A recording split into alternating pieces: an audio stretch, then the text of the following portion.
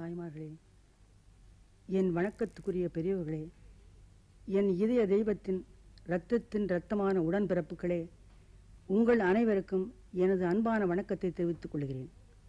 உங்கள் அனைவரின் அன்பாலும் ஆசியாலும் தமிழ்நாட்டின் முதலமைச்சராக பொறுப்பு ஏற்றுள்ளேன்.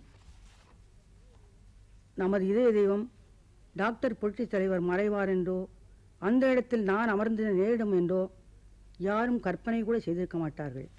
இத்தகைய இக்கட்டான ஒரு சூழ்நிலையை நடைபெற்ற நிகழ்ச்சிகள் உருவாக்கிவிட்டன. டாக்டர் புரட்சித் தலைவர் அவர்கள் உருவாக்கிய இயக்கம், அமைத்த அரசு, அவரது கொள்கைகள் இவற்றை கட்டி காப்பதே அவருக்கு நாம் செலுத்தும் நன்றிக்கடன் என்ற நிலையில் இப்பொறுப்பை ஏற்றிருக்கிறேன். அவருடைய உயர்ந்த லட்சியங்கள், அணுகுமுறைகள், நடைமுறைகள், செயல் திட்டங்கள் இவற்றை தொடர்ந்து செயல்படுத்த நான் ஒரு கருவி. அனைவருடைய கட்டளைகளையும் மதிப்பு அளித்து இப்பொறுப்பை ஏற்றிருக்கிறேனே தவிர தனித்தகுதி எனக்கு இருப்பதாக எண்ணவில்லை. லட்சோப லட்சம் தொண்டர்களுடைய உருவத்தில், உழைப்பில் என் இதய தெய்வம் வாழ்கிறார். இத்தொண்டர்களின் கட்டளையை என் தெய்வம் இட்ட கட்டளையாக ஏற்று என்றும் பணிபுரிவேன். இதனை மிகுந்த அடக்கத்துடனும் பணிவுடனும் தெளிவுடனும் தெரிவித்துக் கொள்கிறேன்.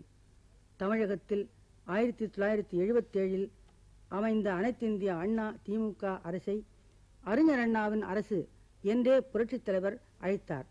அமரர் பேரறிஞர் அண்ணாவின் வழியில் அரசை நடத்தினார்.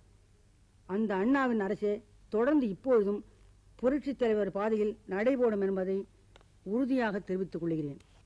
கிராம மக்கள் பொது வாழ்வு பெற அவர் நடத்த விரும்பிய சமூக நல திட்டங்கள், ஏழை எளியவர்களுக்கான திட்டங்கள், நலிந்த பிரிவினர்கள் தாய்மார்களுக்கான திட்டங்கள் இவை தொடர்ந்து சீரான முறையில் அமல் நடத்தவும் என்பதை தெரிவித்துக் கொள்கிறேன்.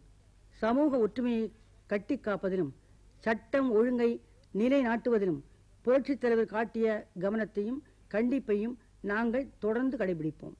மைய அரசுடன் இணக்கமான உறவை வளர்த்து புரட்சித் தலைவர் அவர்கள் ஒரு நல்ல அடிப்படையை அமைத்துள்ளார்.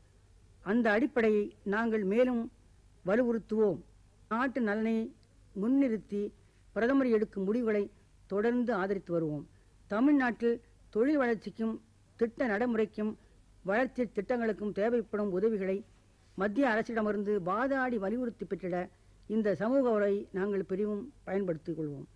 இலங்கை தமிழர்கள் பிரச்சனையில் புரட்சித் தலைவர் அவர்கள் என்ன நடைமுறை அணுகுமுறைகளாக கொண்டார்களோ அதையே இந்த அரசும் கடைபிடிக்கும். தமிழகத்தில் பிரச்சனைகளை தீர்ப்பதில் தனி கவனம் செலுத்தி எங்களுக்கு உறுதுணையாக இருக்க வேண்டும் என்று தமிழக மக்கள் சார்பாக ராஜீவ்காந்தி அவர்களுக்கு இந்த நேரத்தில் நான் அன்பான வேண்டுகோள் விடுத்த விரும்புகிறேன். கனத்த இதயத்துடன் கண்ணீரை துடைத்துக் கொண்டு கடமை ஆற்றிட முன் வந்துள்ளேன். எந்த தமிழக மக்களை எனது இதய தெய்வம் உயிர்க்குறாக நீதித்தாரோ அந்த மக்களுடைய சேவைக்கு என எஞ்சிய வாழ்நாளை காணிக்கையாக்குகிறேன். இதுதான் நான் முதலமைச்சராக பொறுப்பேற்றதற்கு உண்மையான பொருள் என்பதை திட்டவட்டமாக அறிவிக்க விரும்புகிறேன்.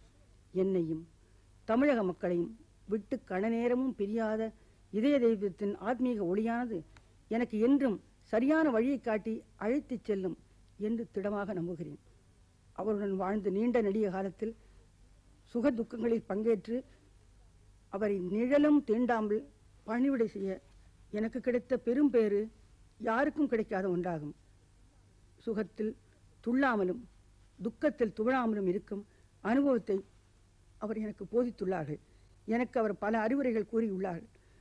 முடிவுகளை எடுப்பதில் அவர் காட்டிய பக்குவங்கள் என்றும் எனக்கு துணை நிற்கும் என்று உறுதியாக நம்புகிறேன். அமைச்சர்கள், சட்டமன்ற நாடாளுமன்ற உறுப்பினர்கள், அரசு அலுவலர்கள், பொது வாழ்வில் உள்ள பல்வேறு தலைவர்கள், பொது மக்கள், பத்திரிகையாளர்கள் ஆகிய அனைவருடைய ஒத்துழைப்பும் கொண்டு தமிழ்நாட்டை புகழ்மிக்க மாநிலமாக நடத்தி செல்ல முடியும் என நம்புகிறேன். அமரர் அண்ணா வழியில் டாக்டர் புரட்சித் தலைவர் அமைத்த இந்த அரசு தொடர்ந்து கடமையாற்ற புறப்பட்டு விட்டது. இது உங்கள் அரசு, மக்கள் அரசு. இதன் தலைமையை ஏற்றிருக்கும் நான் உங்களுக்கு கிடைத்துள்ள முதல் சேவகி. என்னை உங்கள் குடும்பத்தில் ஒருத்தியாக, அன்பு சகோதரியாக ஏற்று ஆதரவும் ஆசியும் வழங்கிடுங்கள். என்னுடைய இதய பொண்ணுக்கு இதுவே அருமருந்தாக அமையும். அண்ணா நாமம் வாழ்க, புரட்சித் தலைவர் புகழ் ஓங்குக. வணக்கம்.